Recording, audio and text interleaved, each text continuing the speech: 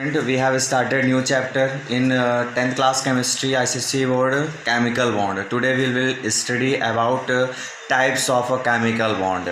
इस वीडियो में हम लोगों को पढ़ना है कि केमिकल बॉन्ड्स कितनी तरह के होते हैं। Classification of a chemical bond इस वीडियो में हम लोगों को पढ़ना है। केमिकल बॉन्ड की definition we have already known. Chemical bond एक फोर्स ऑफ अट्रैक्शन है जिसका काम होता है किसी भी केमिकल स्पेसीज़ में एटम्स या फिर मॉलिक्यूल्स को होल्ड करके रखना। केमिकल बॉन्ड एक फोर्स ऑफ अट्रैक्शन है जिसका काम होता है किसी भी केमिकल स्पेसीज़ में प्रेजेंट एटम्स या फिर मॉलिक्यूल्स को होल्ड करके रखना और स्टेबिलिटी को प्रोवाइड कराना। केमिकल बॉन्ड क्यों बनता है? हर एटम स्टेबल होने के लिए केमिकल बॉन्ड का फॉर्मेशन करता है।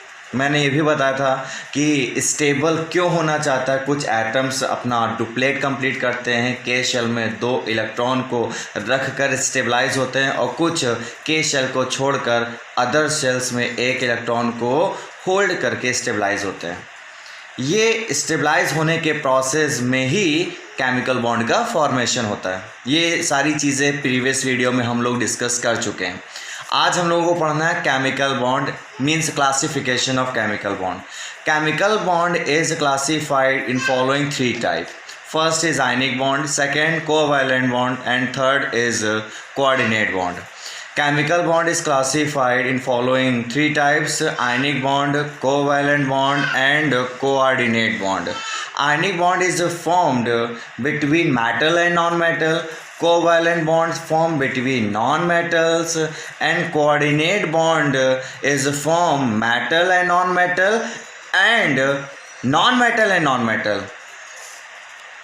फिर से सुनो, chemical bond is classified in following 3 types: ionic bond, covalent bond and coordinate bond.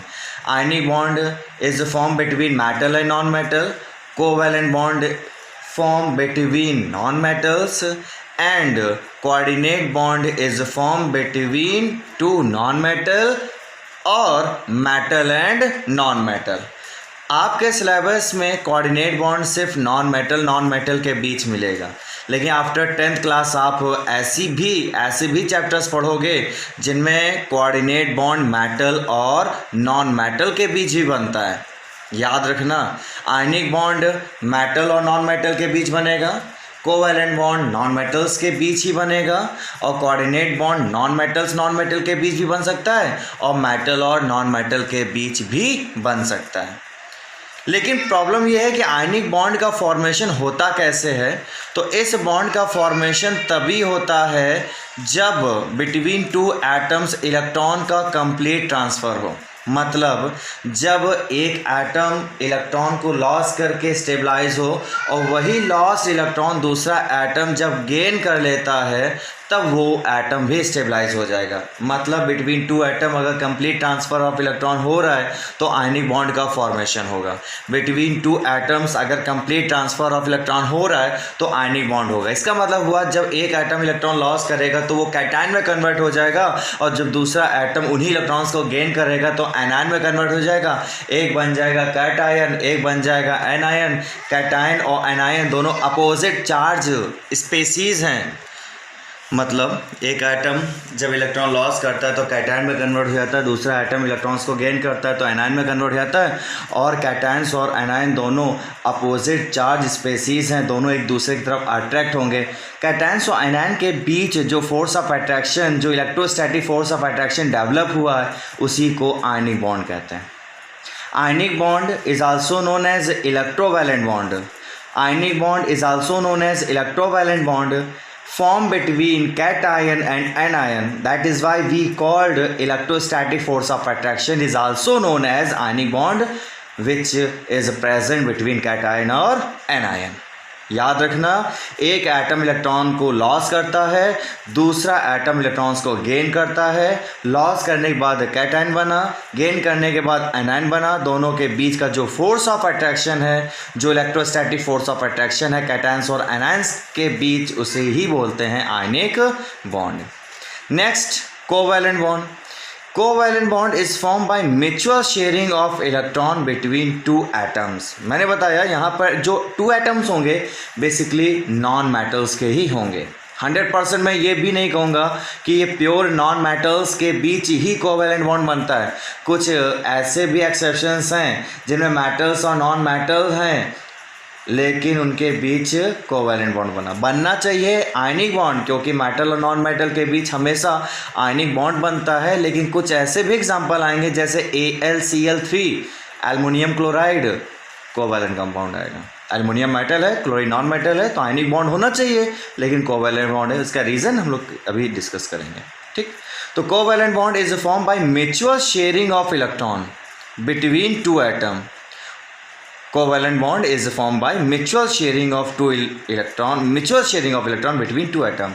Mutual sharing का मतलब हुआ अगर एक एटम को एक इलेक्ट्रॉन की नीड है अपना ऑक्टेट कंप्लीट करने के लिए, तो वो एक इलेक्ट्रॉन दूसरे एटम से शेयर करेगा। अगर उस दूसरे एटम का एक इलेक्ट्रॉन पहला एटम शेयर कर रहा है तो दूसरा सेकंड एटम भी फर्स्ट एटम से एक इलेक्ट्रॉन की ही शेयरिंग करेगा। यानी फर्स्ट एटम अगर सेकंड एटम से 2 इलेक्ट्रॉन की शेयरिंग कर रहा है तो सेकंड एटम भी फर्स्ट एटम से 2 इलेक्ट्रॉन की ही शेयरिंग करेगा। अगर फर्स्ट एटम सेकंड एटम से 1 इलेक्ट्रॉन की शेयरिंग कर रहा है तो सेकंड एटम भी फर्स्ट एटम से 1 इलेक्ट्रॉन की शेयरिंग करेगा। यहाँ पे म्यूचुअल का मतलब होता है इक्वल शेयरिंग करना। अगर फर्स्ट एटम सेकंड एटम से 3 इलेक्ट्रॉन की शेयरिंग कर रहा है तो सेकंड एटम भी फर्स्ट एटम से 3 इलेक्ट्रॉन की शेयरिंग करेगा। ऐसे केसेस में कोवैलेंट बॉन्ड बनता है। Coordinate bond is form by sharing of 1 pair of electron.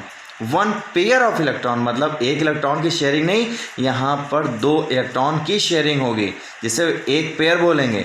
1 pair of electron between 2 atoms में कोई एक एटम 1 इलेक्ट्रॉन पेयर की शेयरिंग करेगा। यहाँ पे म्यूचुअल शेयरिंग नहीं है, यहाँ पर इंडिविजुअल शेयरिंग है। मतलब यहाँ पर बिटवीन 2 एटम एक ही एटम दूसरे से 2 इलेक्ट्रॉन की शेयरिंग करेगा, या फिर दूसरा फर्स्ट एटम से 1 पेयर ऑफ इलेक्ट्रॉन की शेयरिंग करेगा।